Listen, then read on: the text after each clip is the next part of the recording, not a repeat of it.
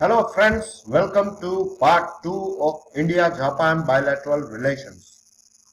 Part 1 में हमने how to के बारे में देखा कि कैसे किसी भी देश का इंडिया के साथ बायलैटरल रिलेशंस को समझने के लिए कौन कौन सी चीजें हमें ध्यान में रखनी पड़ती है। फिर जापान की जियोग्राफी के बारे में देखा कि वो ईस्ट एशिया का एक नेशन है। 6850 आइलैंड से बना हुआ ये देश है, surrounded by sea and ocean, जिसके तहत हमने देखा कि कैसे आपको उसकी जियोग्राफी को देखना चाहिए। रिंग ऑफ फायर के बारे में बात की, जिसके तहत जापान में हर साल 1000 से भी ज्यादा अर्थक्वेक्स होते हैं। उसकी जियोग्राफी के दूसरे पहलू जैसे कि माउंट फूजी के बारे में हमने देखा। फिर क्यों जापान दुनिया का सबसे लार्जेस्ट ग्लोबल फिश कैचर है, उसके बारे में भी हमने करंट्स की थियरी के ऊपर से पढ़ा। फिर टोक्यो के बारे में देखा, उसके industrial production of green vegetables and fruits के बारे में भी हमने जाना। फिर उसके दूसरे कल्चर के पहलुओं में, जिसमें यूनेस्को ने जिसे intangible cultural heritage of humanity, जिसे वाशोकू कहते हैं, उसके बारे में भी हमने जाना। ओरिगेमी और रजनीकांत के बारे में, और कैसे पीपल टू पीपल कॉन्टेक्ट सबसे बेस होते हैं, सबसे ज्यादा इंपॉर्टेंट होते हैं दो देशों के रिलेशन के बारे में, उसके बारे में भी हमने बात की थी पार्ट 1 में। इस पार्ट 2 को अब हम आगे बढ़ाते हैं फ्रेंड्स। Technology and industry.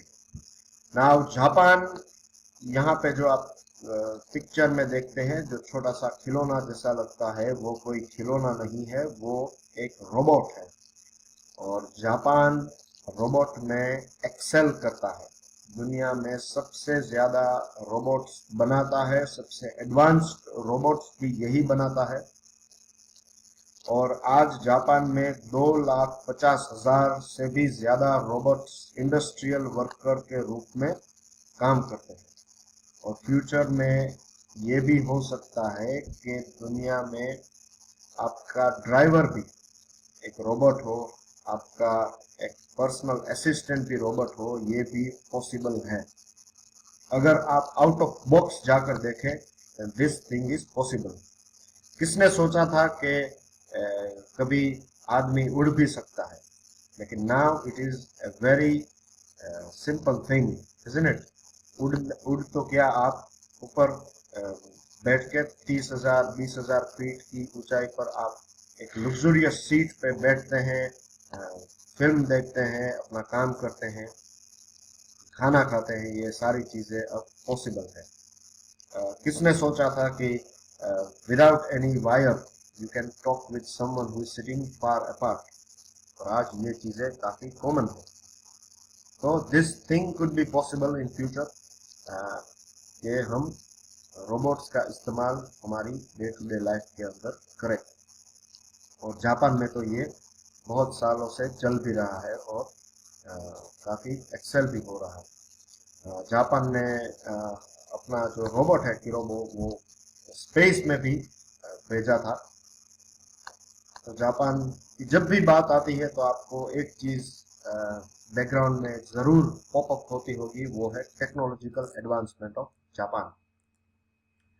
फिर दूसरी चीज है जापान के लिए के बारे में, वो है कि Japan is third largest economy of the world and one of the top industrial nation भी जापान है। और जापान की काफी सारी प्रोडक्ट्स वर्ल्ड ओवर में फेमस है, जिसमें कार है, बाइक्स है। कार की, ऑटोमोबाइल की बात करें, देन टोयोटा, सुजुकी, यामाहा, ये सारे ऐसे नाम हैं जो काफी फेमिलियर है इंडिया में। कंज्यूमर इलेक्ट्रॉनिक्स में कैसियो आप ले लीजिए, और बहुत सारे अदर ब्रांड्स है जो जापान की वर्ल्ड ओवर में फेमस है। फिर जापान कंप्यूटर चिप्स, रोबोट्स के बारे में तो हमने बात की, और रिसर्च एंड डेवलपमेंट में भी जापान काफी आगे है। इंडिया और जापान के रिलेशनशिप की जब हम बात करें, तो बुद्धिज्म एक ऐसा टॉपिक है जिसको हम नजरअंदाज कर ही नहीं सकते। हमें पता है कि बुद्धिज्म, या जो लॉर्ड बुद्धा थे, उनका जन्म भले ही नेपाल में हुआ हो, लेकिन वो थे तो बेसिकली इंडिया के। और बुद्धिज्म का जब स्प्रेड होना शुरू हुआ और धीरे धीरे धीरे जब बुद्धिज्म साउथ एशिया में और साउथ ईस्ट एशिया में स्प्रेड होता गया तो 6th सेंचुरी में जापान में भी बुद्धिज्म इंट्रोड्यूस हुआ और यही एक हिस्टोरिकल क्लोजनेस है जापान और इंडिया के बीच में। फिर सिंतोइज्म भी एक रिलीजन है जापान में जो प्रैक्टिस किया जाता है और उसका हिंदुइज्म से काफी ज्यादा सिमिलर और इसकी हिंदुइज्म और सिंतोइज्म की बहुत सारी सिमिलरिटीज भी है। एंड सरस्वती देवी की जो पूजा इंडिया में होती है तो उसका ही एक वर्जन सिंतोइज्म में भी है। हिस्ट्री में भी आप देखेंगे जब इंडिया की फ्रीडम स्ट्रगल की हिस्ट्री के बारे में आप पढ़ेंगे तब भी आप जापान का जिक्र उसमें पाएंगे ही पाएंगे। आपने सुभाष चंद्र बोस के बारे में भी पढ़ा होगा कि कैसे उन्होंने जापान से मदद ली थी to release India from the clutches of British government. और स्वामी विवेकानंद ने भी जापान में ट्रैवलिंग की थी। तो ये बहुत सारे हिस्टोरिकल पॉइंट्स हैं जो जापान और इंडिया को काफी क्लोज रखते हैं। फिर इंटरनेशनल वॉर क्राइम्स ट्रिब्यूनल में हमारे जस्टिस राधा विनोद पाल ने जो एक स्पीच दी थी वो स्पीच जापानीज लोगों को इतनी पसंद आई और आप यहाँ पे देख सकते हैं उनका मेमोरियल भी जापान में है और आज भी उनको याद किया जाता है जो उन्होंने स्पीच दी थी जस्टिस राधा विनोद पाल को। और ये भी एक इंडिया और जापान के पीपल टू पीपल कॉन्टेक्ट बढ़ाता है। दूसरी चीजों के बारे में बात करें तो Japan is the 4th largest investor in India, 4th largest investor. और इंडिया सिर्फ एक ऐसा कंट्री है जिसके साथ जापान की एनुअल प्राइम मिनिस्टरियल समिट होती है और इसी समिट के तहत प्रधानमंत्री नरेंद्र मोदी, आज जब हम ये वीडियो रिकॉर्ड कर रहे हैं तो तारीख है 11 नवंबर 2016 और आपको पता होगा कि आज के दिन prime minister of India is in Japan. फिर Japan biggest soft loan provider है इंडिया को और जापान से जो कुछ भी सॉफ्ट लोन्स है वो पर्टिकुलरली इंफ्रास्ट्रक्चर डेवलपमेंट के एरिया में इंडिया को दी जाती है। और इंडिया का जो फ्लैगशिप, इंडिया जापान का फ्लैगशिप प्रोजेक्ट है वो है दिल्ली मेट्रो।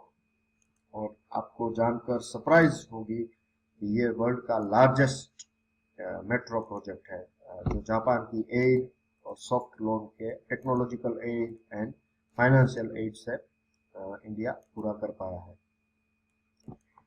फिर इंडिया की बहुत सारी आईटी कंपनीज है, ह्यूज आईटी कंपनीज है जिसका प्रेजेंस है जापान में और जापानीज कंपनीज के बहुत सारे सीईओज भी इंडियन है। और अगेन एक हिस्टोरिकल पॉइंट की बात करें तो बोधि सेना जो एक इंडियन मॉन्क थे उन्होंने एक बहुत बड़ा लॉर्ड बुद्धा का स्टैच्यू गिफ्ट किया था जापान के तोदाईजी टेम्पल में। यहाँ पे आपको वो पिक्चर मैंने प्रोवाइड की है जिससे कि आपको ये ज़्यादा से ज़्यादा टाइम तक याद रहे। और अभी के करंट बायलैटरल रिलेशनशिप की बात करें तो बायलैटरल ट्रेड है जो दोनों देशों के बीच में वो है $14.51 बिलियन और इसमें थोड़ी डिक्लाइन हुई है 6.5% की कंपेयर टू 2014-15, 2015-16 में ये 6.5% डिक्लाइन हुआ है। इंडिया के जो एक्सपोर्ट्स है जापान में वो $4.66 बिलियन है और इंडिया का जो इंपोर्ट है फ्रॉम जापान वो है $9.85 बिलियन और इसको जब आप ऐड करें then you will get a figure of $14.51 billion that is known as bilateral trade. India और जापान का जो रिलेशनशिप था वो अपग्रेड किया गया था 2014 में जब prime minister of India Japan की विजिट पे गए थे तो उसका नाम तब special strategic and global partnership दिया गया था। और जब शिंजो एबे जो प्राइम मिनिस्टर ऑफ जापान है जब वो इंडिया आए थे दिसंबर 2015 में तो उन्होंने नाम दिया था vision of working together for piece and prosperity in the Indo Pacific region and world. So that's everything in part 2. I hope I have covered everything that is important for you to understand the bilateral relation of India and Japan. Do not forget to subscribe our channel. Do pass me your comments and review. और मेरी ये request है to all dear listeners कि आप अगर ये video को देखते हैं then do make sure कि आप इस कंप्लीट वीडियो को देखें, क्योंकि बहुत सारे पॉइंट्स ऐसे होते हैं जो यहाँ पे लिखे नहीं होते. जैसे कि आप नेशन इन ईस्ट इंडिया है, तो मैंने इसके बारे में 2-3 ऐसे पॉइंट्स की भी बात की है जो यहाँ पे लिखे नहीं गए होते. कई सारे स्टूडेंट्स ऐसा करते हैं कि फटाफट इसको आगे घुमाकर सारे पॉइंट्स नोट डाउन कर लेते हैं. इससे मुझे कोई प्रॉब्लम नहीं है. प्रॉब्लम ये है कि बहुत सारी ऐसी चीजें हैं जो वीडियो रिकॉर्ड करने के टाइम पे जो मैं आपको बताता हूँ वो जरूरी नहीं है कि सारी चीजें यहाँ पे लिखी गई हो. तो पूरे वीडियो को सुने, थोड़ा टाइम निकाल कर सुने और इसको सुनने के बाद इसके ऊपर एनालिसिस कीजिए और देखिए कि कितनी सारी चीजें आपको पता थी और अब कितनी सारी चीजें आपको इसके बारे में पता है. So that's everything. I'll see you all soon. Enjoy your studies. My best wishes are always with you. Thank you very much. Goodbye.